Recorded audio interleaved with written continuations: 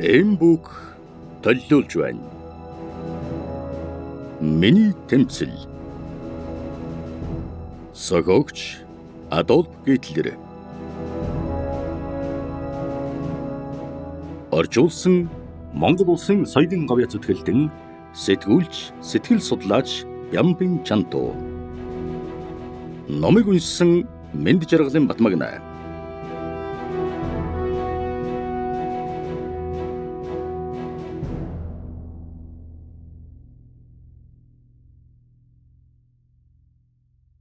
Монгол уншигчд дан. Уншигч авах таны мэлмэд төлөөлөх энэхүү номыг өргөн барихын учир нь 1990 оноос Монгол ардчил хэрэгжиж нийгэм улс төрийн амьдралд олон зүйл ил тод боловч манай уншигчид их хэлээрэн Адольф Гитлерийн Mein Kampf буюу Миний тэмцэл номыг уншаагүй өдий хүрчээ. Социализмын үед хаалттай байсан энэхүү номыг дэлхийн олон хэлний хөрвүүлэн хэвлэсэн бөгөөд хүн төрөлхтний түүхийн нэгэн үед фашизмын хүрэн дахал хэмээн нэрлэгдэж ирсэн Германы фашизмын гол төлөөлөгч, толгойлогч, тэмцэгч, засаглан дарангуйлагч Адольф Гитлерийг 20 дугаар зууны дэлхийд алдартай хүмүүсийн нэгдэд зүй ёсоор тооцоолжээ. Монгол уншигчид Mein Kampf-ыг домог мэт сургаар сонсож уншихыг мөрөөдөж байсан үнэн. Орос, Хятад, Англи олон хэлний хэвлэгдэн гарсан энэ ном тэр даруун уншигчийн сонирхолд нийцж байсан гайхалтай. Mein Kampf зөвхөн Адольф Гитлерийн тэмцлийн түүх биш.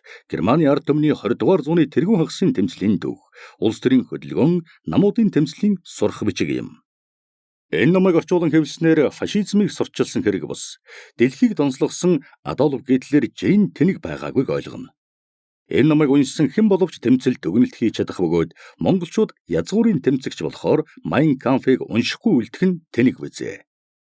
Энэ дуйлант ном гарснаас хойш 76 жил өнгөрчээ. Номын орчуулгын эхийг уншигч танд таниулах нь зүйд нийцэх болов. Гитлерийн Mein Kampf 1992 онд Орос оронд анхудаа нийтэд хүртэл болсон юм. Хэдэн жилийн өмнө буюу Перестройка зөвлөлт холбоот улсад дэлгэрэх үед зөвлөлт холбоот улсын коммунист намын төв орооны номын сангийн тусгай хадгаламжинд Адольф Гитлерийн Mein Kampf гэдэг ном орос хэлээр ганцхан хувь байсан олджээ. Хэвлэсэн тоо орчуулагч хэвлэлийн газрыг тэмдэглээгүй тэр номыг зөвхөн ганц хувь албан хэрэгцээнд гэсэн тодтголтой гаргажээ.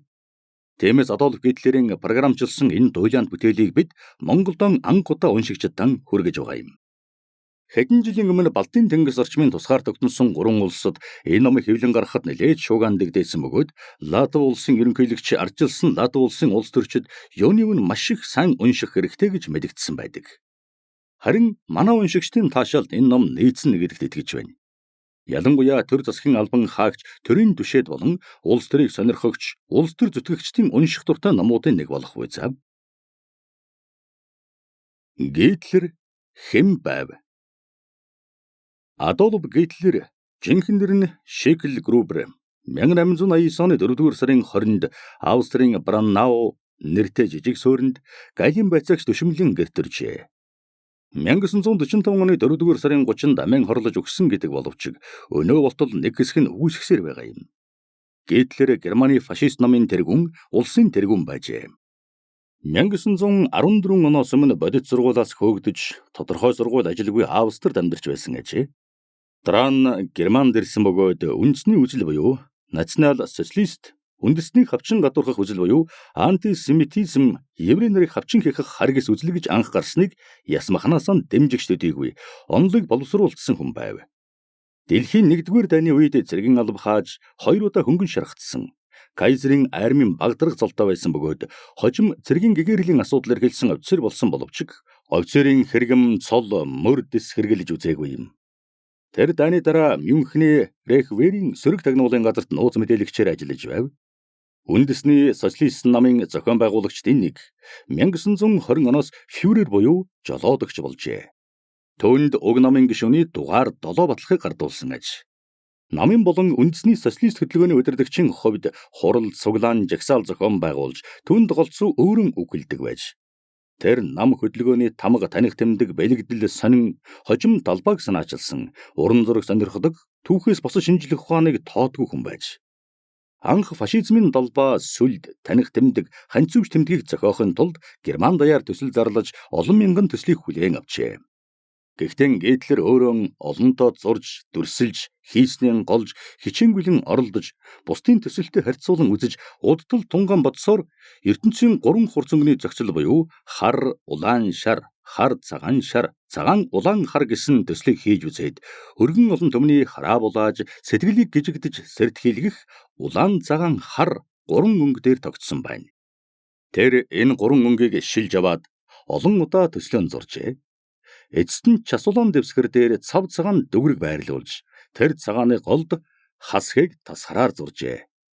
Ингэж Гитлерийн фашизмын төрийн туг далбааг бүтээсэн төвхтэй. 1923 оны 11-р сард генерал Людендорфын хамт Мюнхенд цэргийн эргэлт зохион байгуулж, Веймарын улсын байгууламжийг унгаж, хөрөнгөтний ардчлалыг устгах зорилттой тэмцсэн юм. Төдөлгүй тэдний байгуулсан тоглоомын засгийн газар зохигдож, Гитлер баригдаж 5 жилийн шоронгийн ял сонсож, Ландсберг цайзын шоронд суужээ. Тэн 1924 онд миний тэмцэл наман бичжээ. 1923 онд нам нь орон даяар хориглогдож, үндэсний социалист хөдөлгөөн нууц байдалд орсон юм. 1925 онд шоронгоос гарч санхүү монголчлогчдын хүрээнийхний тусламжтайгаар үндэсний социалист ажилчны намаан сэргээн байгуулсан юм. Арьсны үзэл амьдралын орон зайн онол боловсруулжээ. Гитлер томоохон монголчлогчдын тусламжтайгаар 1923 онд ерөнхийлөгч Гинденбургийн томилгоогоор Рейхсканцлерийн байранд гарсан ажээ. 1934 оны 8 дугаар сард Гинденбургийг өгсөний дараа Гитлер мөн ерөнхийлөгчийн үргийг давхар хүлээн авсан юм. Герман улсын ерөнхийлөгч болсон Дарвидан хууль хяналтын болон гүйцэтгэх засаглалыг гартаан авч төвлөрүүлэн аллаг, гүтгэлэг, сүрдүүлэг, залхаан зэрлүүлтийн замаар улс орондоо фашист тэглэмийг тогтоож чадсан юм. Ардчлалын бүх байгууллага хөдөлгөөнийг устган дарж, дайнд идэвхтэй бэлдэж эхэлжээ. 1938 оноос Гитлер Германы зэвсэгт хүчний ерөнхий дэд командлагч болжээ. Гитлерээр толгойлуулсан фашистын Герман анх Испани улсын эсрэг зэвсэг түрэмгийлэл үйлдсэн юм. Дараа нь энэчлэн Австрийг эзлэн авч, Чехословакт халдан довтолж, түрэмгийлэгчдийн бүлэглэлийг бий болгож, 1939 оны 9-р сарын 1-нд Польш руу довтолсноор дэлхийн 2 дугаар дайныг дэгдээжээ. 1941 оны 6 дугаар сарын 22-ны Ням гарагийн өглөө зөвлөлт холбоот улсад дайран оржээ. Дэлхийн дан бараг 5 жил үргэлжилж, дэлхийн 36 орон хөлдөн чирэгдэж, 70 сая хүний амь насыг залгисан төвхтэй. Гитлер өсгөөс ганцаардмал зожиг, хурц ширүүн хиллэгтэй, доромж өгөн дуртай, маш олон талын сонирхолтой, тогтсон мэрэгжилгүй, боловсрал багтай, амьдралыг нэг талаас нь хардаг, догшин авиртай, атаархал жөтөөрхөл, худалж, бялдууж, аймхай занг үзэж чаддаггүй хүн байсан аж. Түүний миний тэмцэл номыг уншсны дараа та Гитлерийг бие хүнийх нь хувьд гайхан биширч, дарангуйлан захирагч, түрмгийлэн эзлэгч, хүн төрлөختний бие бэлдрийн устгалаар үзэн ядах үзлэн хурцлсан хүн байсныг таниад бас нэгийг бодно бизээ. Фашизм хөрөнгөтний харгас ширүүн хүчийг нэгтгэсэн империалистуудын ашиг сонирхлыг илэрхийлсэн тэрвийн капиталист орнуудад гарч ирсэн үзэл бодлын улс төрийн урсгал юм. Фашизм 1919 оны 3 дугаар сард Италид анх жинхэнэ зохион байгуулалтаар гарч ирсэн байлээ. 1922 оны 10 дугаар сарын сүүлчээр Италийн фашистууд засгийн газрын хүрээнийхний идэвхтэй дэмжлэгийн үеэр засгийн эрхэнд гарч фашистуудын толгойлогч Дүүче Муссолини ерөнхий сайд болсноор засгийн газрыг гартаан авсан юм. Ингэж тус оронд хөрөнгөтний ардчилсан эрх чөлөөг устгаж, ажилчин ангийн улс төр, эдийн засгийн баялдан ололтыг нуг даран эвслийн улсыг байгуулсан байна. Муссолини засгийн газар гадаад улс төрийн төрөмгийн бодлого явуулж эхэлсэн юм. Фашист Итали 1935-аас 36 онд Эфиопийн эсрэг дайн өдөөж, Испани эсрэг 1936-аас 39 онд түрэмгий дайнд оролцож, 1937 онд Коминтерны эсрэг гэрээнд нийлж, 1939 оны 4-р сард Албаныг түрэмгийлэн эзэлж, 1940 оны 6 дугаар сард дэлхийн 2 дугаар дайнд орж, 1941 оноос фашист Германтай цуг дайнд нэгдэж, зөвлөлт холбоот улсын эсрэг тулдсан юм. 1943 онд Италийн фашист дэглэм суурьж, дараа нь Гитлерийн Германы тусламжтайгаар хойд Италид дахин сэргсэн боловч 1945 оны 4-р сард бүрэн устсан байна. Ийхүү Гитлер фашизмыг дэмжин хэрэгжүүлэгч, Герман Гитлерийн фашист дэглэмтэй улс болон хувирсан төвхтэй. 1919 оны ихэнх 1920 оны 2 дугаар сард Германы ажилчин нам шинээр үндэсний социалист Германы ажилчны нам нэртэйгээр дахин гарснаар Германы фашизмын эхлэл болсон юм. Фашист засгийн газар коммунист болон ардчилсан нам байгууллагыг нэг бүрчлэн устгаж хаасан юм. Харин алан хядагч байгууллагууд маш хурдан хүчээр авч үндэсний социалист эмэгтэйчүүдийн холбоо, Германы ажилчны фронт, суртлах уулгын аппарат, Гитлерийн залуу улс зэрэг байгууллагууд бий болсон билээ. Фашизм бий болсон өдрөөс эхлэн фашизмын эсрэг тэмцэл өрнөсөн. Фашизмын эсрэг тэмцэлд коммунист интернационал, коммунист намууд онцгой үүрэг гүйцэтгэсэн бөгөөд ажилчдын хөдөлгөөний зохион байгуулалт, бүх ардчилсан хүчний инх тайванч хүч фашизмын эсрэг нэгдмэл чанар онцгой ач холбогдлон өгсөн гэдгийг түүх гэрчлэнэ. Гитлерийн засгийн газар, Гитлерийн дэглэм, Гитлер өөрөө фашизмтай хэрхэн холбогдсны учир удаг товчхондон үүнд оршино. Фашизмын төмөр нудраг улс төрийн дашуурдар бүхэл бүтэн ард түмэн Европын эзлэгдсэн орны ард түмнийг сөхрүүлэн номготгож байсан аюултай. Гэвч фашизм цэрэг улс төр ёс суртахууны хувьд үхлийн цохилт авсан юм.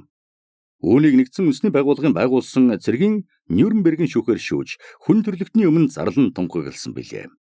Дайнаас хойш Мерсер цухалдсан шинэ фашизмын хэлбэр Португалд 1974 онд, Грект 1974 онд, Испанд 1975 онд, 1991 онд Чилд бүрмөсөн устсан байна.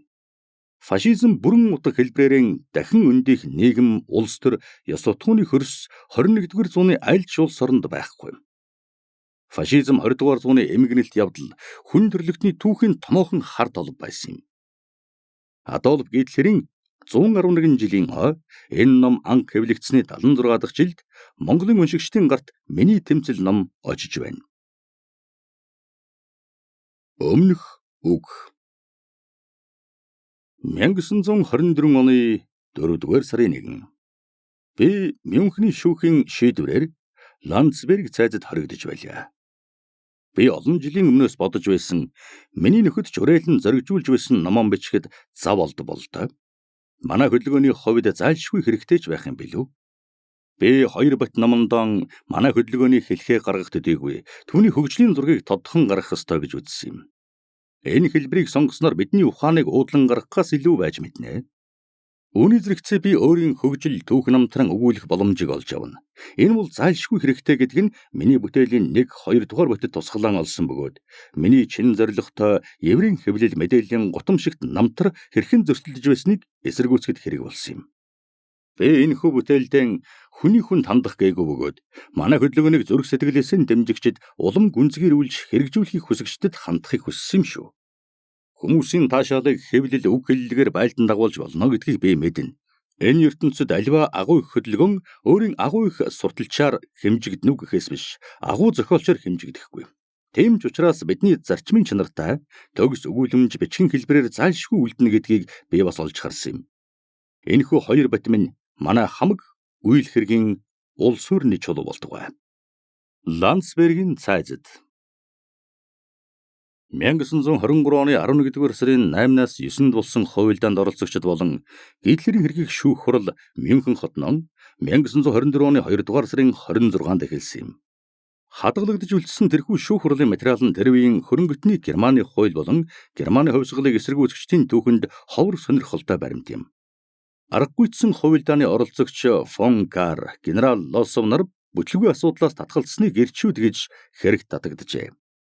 Төрийн байгуулалтыг солих тухай асуудлаар семинар зохион байгуулсан танхимд сэтгүүлчид нэвтрэн орсноос энэ хэрэг мандсан гэдэг. Людендорф Гитлерийн засгийн газрын армийн командлагч байв.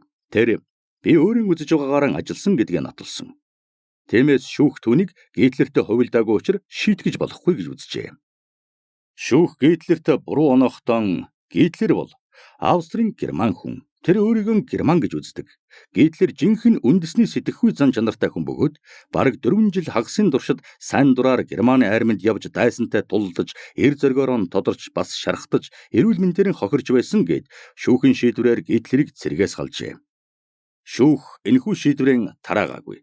Үүнээс бид юу гэж үзэх ёстой вэ гэвэл Гитлерийг иргэний сайн дурын зүтгэлтэн гэж үнэлээд 11-р сарын гэмтнүүдийн хэргийг улсаа хамгаалах гэсэн гэж цагаатгсан байна. Харин 1924 оны 3 дугаар сарын 27-нд Гитлер 6 сар ял эдлэх 5 жил ахуйн нөхцлөөс нь тусгаарлан цайзад суух ял сонссон байна. 1924 оны 12 дугаар сард Гитлер чөлөөлөгдөв. Үнэн хэрэгтэн Гитлерийн хэрэг гэгч тийм ч гавьтай хэрэг болсонгүйгээр үл барам үндэсний лагерийнхан гэдгийн хажууд юу ч биш байжээ.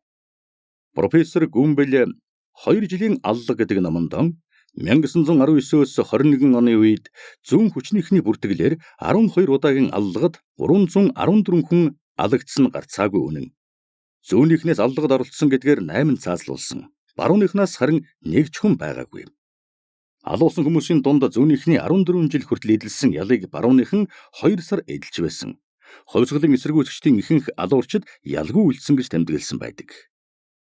Үүнээс үцхэд 11-р сарын гэмтрэгтнүүд гэдэг нь үнэндээ Германы социал-демократууд бөгөөд тэд хуулийн аппаратыг хамгаалж үнэн хэрэгтэн үндэсний фронтын бааtruуд гэдгээр халахлуулан үлдсэн хэрэг билээ.